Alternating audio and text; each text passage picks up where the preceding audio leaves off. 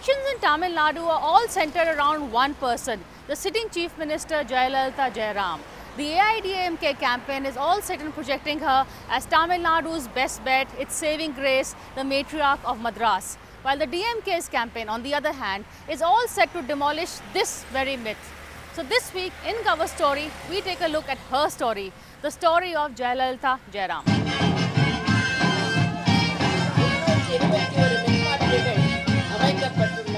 The campaign in Tamil Nadu has been a high voltage one, with Jayalalithaa fighting for a comeback and the ailing DMK patriarch fighting for relevance. For the fight between the two is not just political, it is also personal. It is also a fight that Jayalalithaa inherited from her mentor M.G. Ramachandran. Yeah, it is indeed, because the way Jayalalithaa herself had to battle in the post-MGR period, both in terms of consolidating a position within the AIDMK, as well as in trying to get recognition as a serious political leader, because she was dismissed as some MGR's friend rather than a strong political leader. And the reason was because Karunanidhi was a scriptwriter in the film world, and he was the one who was a kind of a patriarch in the film world, And MGR was a different ball game altogether, because MGR and Karunanidhi had a long rivalry, and that rivalry rather started with MGR was a party treasurer in the early 70s, particularly 72, when he asked for accounts, because that was the time when Karunanidhi was battling allegations of corruption, not only in the government but also in the management of party affairs. So when Karunanidhi asked for what was then called in Tamil Kanak, means maths, that's the time when all hell broke loose, and MGR broke away from DMK and formed this AIDMK. And when emergency was declared and he feared that Indira Gandhi would ban all regional parties, he added one All India to his AIDMK. There are 234 seats in the Tamil Nadu Assembly. The state is dominated by the two Dravidian parties, AIDMK led by Jayalalithaa and the DMK led by M. Karunanidhi. The last Congress Chief Minister in the state was way back in 1963, while the BJP is yet to establish a foothold in this southern bastion. Currently, the AIDMK is in power with 151 MLAs and 37 Lok Sabha seats. The DMK currently has 23 MLAs and 0 Lok Sabha seats. As for the alliances this poll season, the AIDMK has tied up with Sarath Kumar's AISMK and some other smaller regional players. The DMK, on the other hand, has tied up with the Congress, whom it gave 41 seats after much haggling, and also some other smaller regional parties. Ramados's PMK will contest all 234 seats without an alliance, while the BJP has formed a coalition of sorts with smaller regional players and will contest 134 seats. Meanwhile, the DMDK's flamboyant Captain Vijaykanth has tied up with GK Vasan's Tamil Manila Congress and Vaiko's MDMK. This is fast emerging as the third alternative to the DMK and the AIDMK-led coalitions. See, every alliance in this election, if I can see a common factor, it's one of very helpless choice. It is not that Congress chose actually DMK first or DMK chose Congress first. And similarly, look at this motley of parties that have come together and called People's Welfare Front. Now, Vaiko himself, thinks he's a leader in his own rights. He has been biding his time for a long time. He had to leave DMK because he was challenging the family hierarchy which Karunanidhi wanted to impose on DMK. The charges against Vaiko this time is, in fact, DMK leaders are saying that Vaiko's creation of this third front was in fact to help Jayalalithaa. The fact that the 2G's impact, the 2G scam, and the way it embroiled the DMK leaders and how it affected Congress' own image in the last parliamentary elections is something that has worried Rahul Gandhi for a long time. So he was not very keen, but then the choices were limited, and an understanding was given to the Congress leaders, particularly to Rahul Gandhi himself, that if the Vijaykanth were to come in first, and Vijaykanth then were to come into this alliance, this will be a formidable alliance. So here you have an election where parties have made choices or alliances which were never the first preferences, rather something, as the situation evolved, that too just a month before elections. This could be DMK Chief Karunanidhi's last election, and though he has announced a succession plan of sorts in MK Stalin, he is still the DMK's face for this battle. He knows all too well that his son and party treasurer Stalin is no match for Jayalalitha's charisma. For if anyone can take on this matron of Madras, it is the old warhorse himself. And so in rally after rally, Karunanidhi reiterates that he is the party's CM candidate and not his son Stalin, whom he says will only inherit the mantle if nature does something to me. No, I think the problem is largely because even 2012, it was supposed to be his last elections.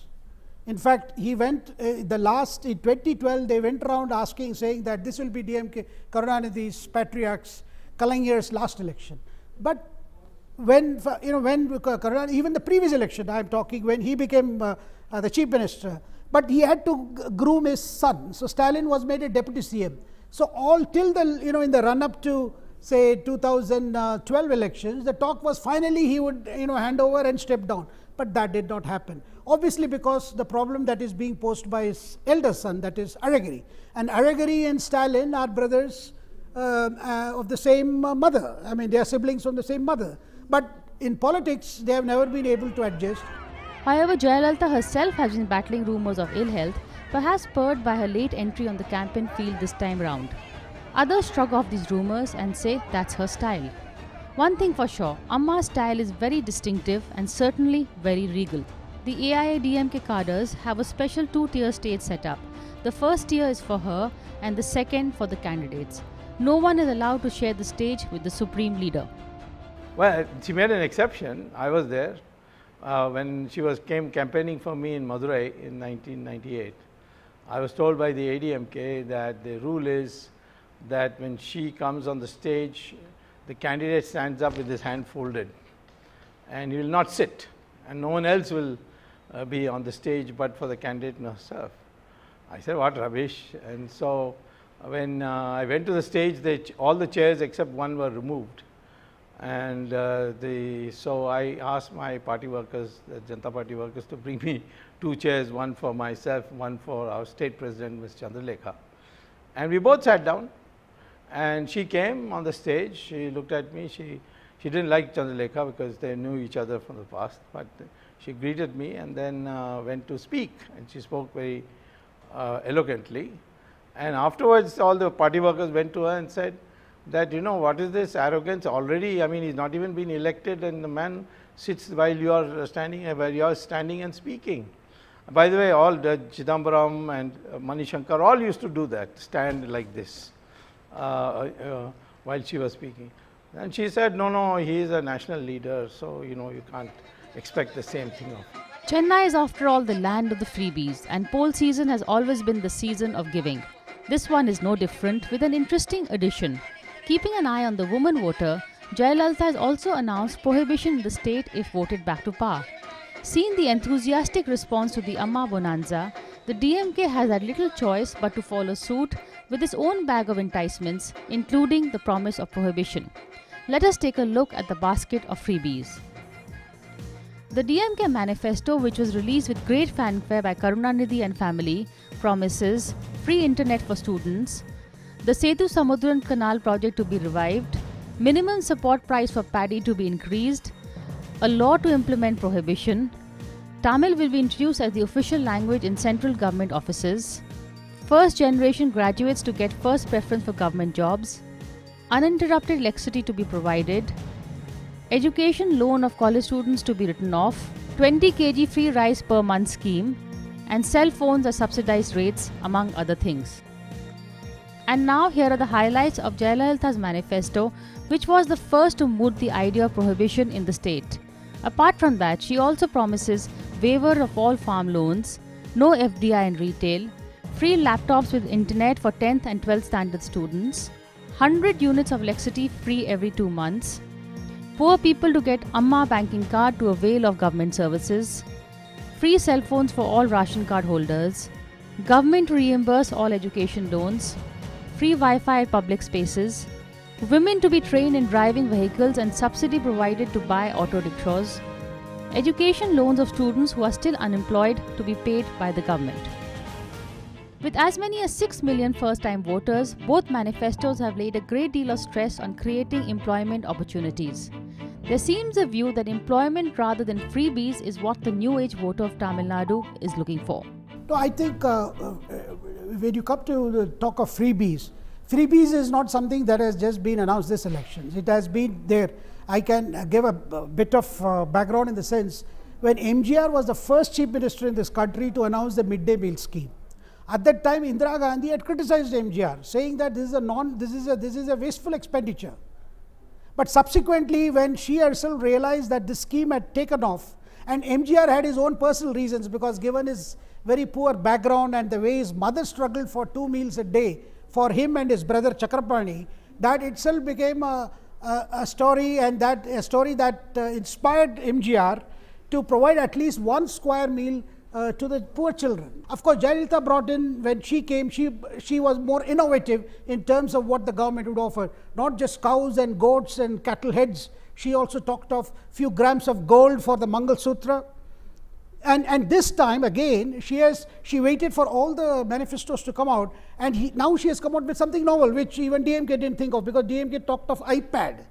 Now she has talked of providing 2-wheeler to every woman who gets a job. Both the Dravidian parties have allied with the national parties time and again, but it seems as if Karunanidhi is the more pragmatic of the two. Or perhaps he has a greater need of a crutch from the centre. For more than a decade, he has been part of both the Vajpayee-led NDA and the Sonia Manmohan-led UP at the centre, with his men grabbing cash-rich economic portfolios, earning the sobriquet of ATM ministers in Lutyat's Delhi. Jayalalithaa, however, has been more of a loner, displaying the same brand of imperious politics at the national level as she does at the state. Well, you have to understand the experience she has been through the cinema world, and she is very sensitive to insults and imagined insults and misconstrued insults. So therefore, it's very difficult for her to fight, not to fight with someone whom she has a coalition in which she has almost an equal position with that person. People who bow and scrape before her, she has no difficulty. But therefore, to be a part of a coalition which is broad-based, in which there are many equals, it's very difficult for her to function, because this she has a chip on the shoulders, they say, about her past experiences in the cinema world, and therefore she takes offense very quickly. So Jayalalithaa understands any alliance with any national party would mean conceding few seats. Now, Jayalalithaa is not in a position to do this either in the case of a parliamentary election or in the state assembly election, because her whole clout, her whole politics depends on number of seats she has in Lok Sabha or in the state assembly. Most recall the Vajpayee government in 1998, which toppled after Jayalalithaa withdrew support just a year later in 1999. To the President, communicating the decision of the AIDMK to withdraw its support to the government headed by Shri Atal Bihari Vajpayee with immediate effect. The ostensible reason for withdrawing from the coalition was the sacking of the then Naval Chief Vishnu Bhagwat by the then Defence Minister George Fernandes. Jayalalithaa wanted Bhagwat reinstated and Fernandes to resign.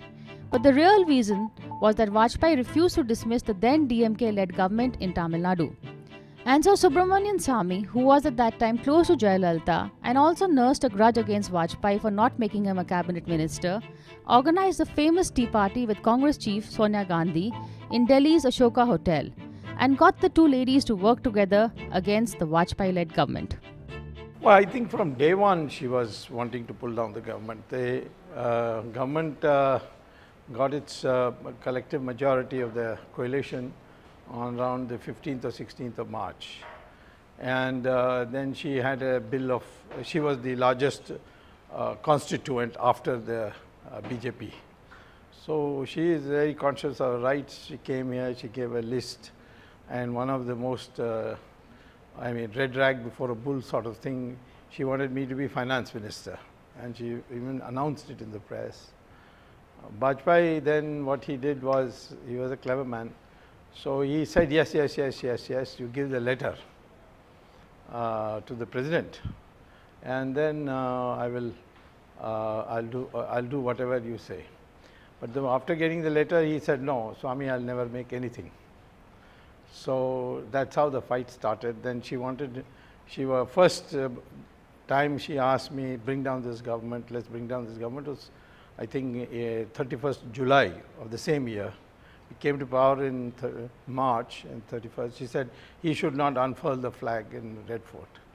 So I told her that, if you do it in such a short period of the government, then it will all bounce on us. And you got to form an alternative government. We have no alternative government. Bringing down is easy, but how do you bring down the alternative government? So she used to, every month, once she used to ask me.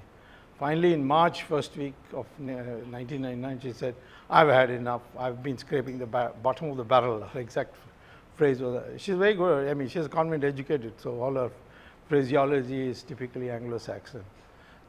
She said, I've been scraping the bottom of the barrel, no more. You have to promise now to bring it down. The bonhomie with Sonia did not last long. In fact, it could be argued that of all the political leaders she has a cordial equation with is the current Prime Minister Narendra Modi. The two interacted often when they were chief ministers. According to one Lutyens Delhi rumour, sometime back when Jayalalithaa was apprehensive that her cook was trying to poison her, the then CM of Gujarat, Narendra Modi, sent his cook over to Tamil Nadu. That time he had been re-elected to Gujarat chief ministership. He invited her.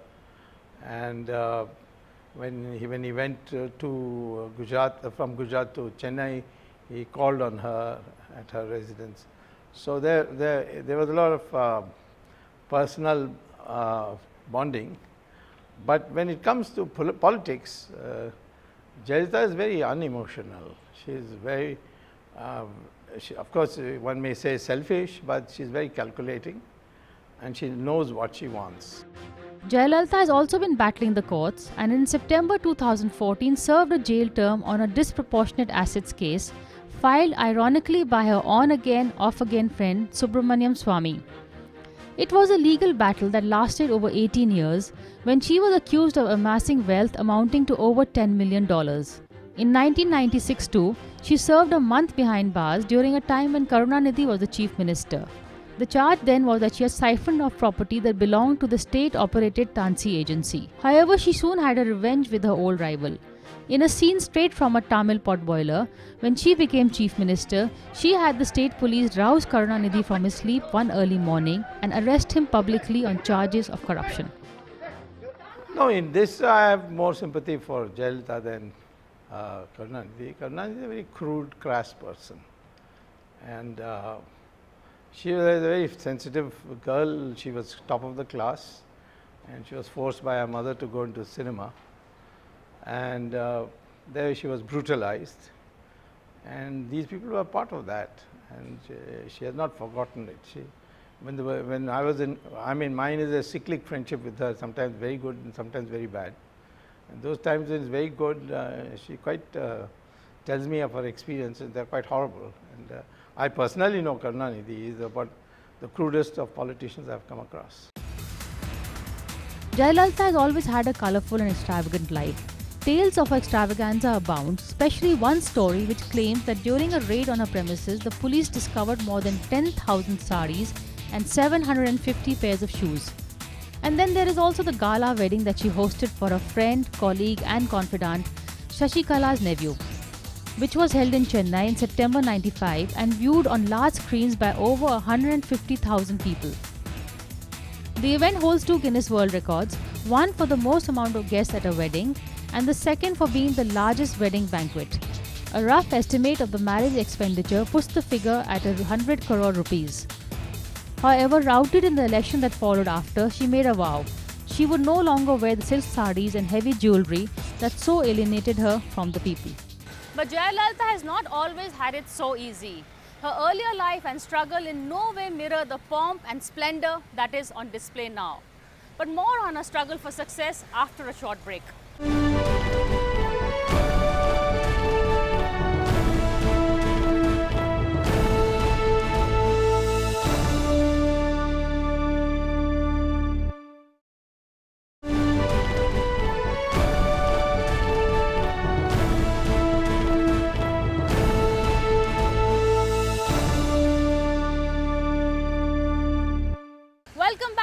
Story. This week we take a look at the story of Jayalalithaa Jayaram, the sitting Chief Minister of Tamil Nadu, as she attempts to make a comeback bid in the ongoing elections in Tamil Nadu.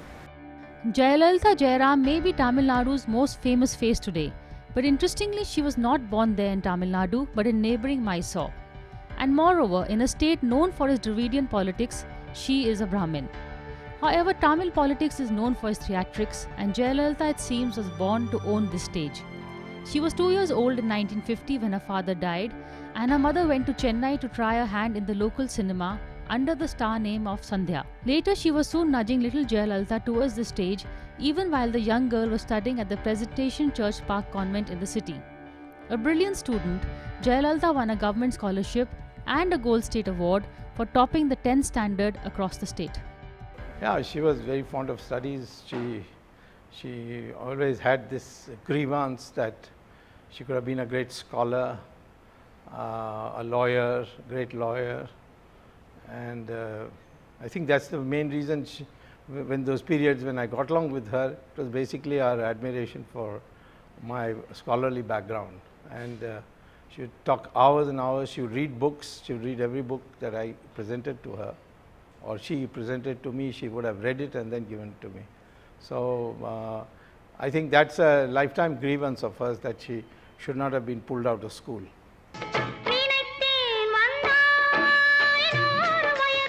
Jayalalithaa was just 13 when she starred in her first film, which incidentally was a Kannada film, and was often seen carrying her books to the set, studying when off the camera. Her destination was clear in her mind. She wanted a law degree. But fate and the then Tamil superstar MGR had other plans. She first met MG Ramchandran on the sets, and the two had an instant connect.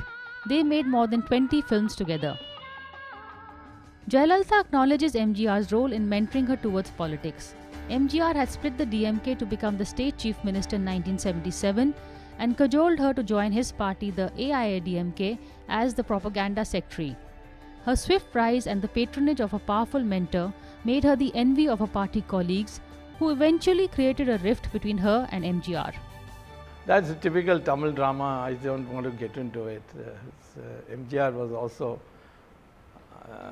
had a very good public image, but his private reality was something that I never thought well of.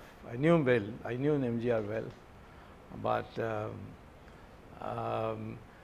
it's a very. I mean, I would say it was while she was with him, it was a demeaning relationship, and privately she resented it a lot. And once I asked her, why does she praise MGR so much if this is the type of person he was to you? She said, I have to do it for survival. Her fall was as swift. On MGR's death, she was publicly humiliated when she attempted to climb the gun carriage which was carrying his body. She was literally pulled off by his wife, Janki's relatives, and had to leave under a police escort. Moreover, MGR's mantle was passed on to his wife, who became the state CM. But Jaya had her revenge in 1989 when she defeated the MGR faction headed by Janki and went on to become the face of the opposition to DMK's Karunanidhi. There too the theatrics continued, for during a budget session in March 1989, when she took on Karunanidhi on the floor of the assembly, his supporters manhandled her. A bitter Jayalalithaa swore that she would not set foot in the assembly till she defeated the DMK. And in 1991, she was able to fulfill that promise when she became Chief Minister for the first time. Now, of course, the question is, will she be able to do an encore in what could well be the last political battle between her and her aging arch rival M. Karunanidhi? Well, we are going to watch that story for unfold. But from us, that's all this week. Thank you for watching this edition of Cover Story. We'll see you again same time next week.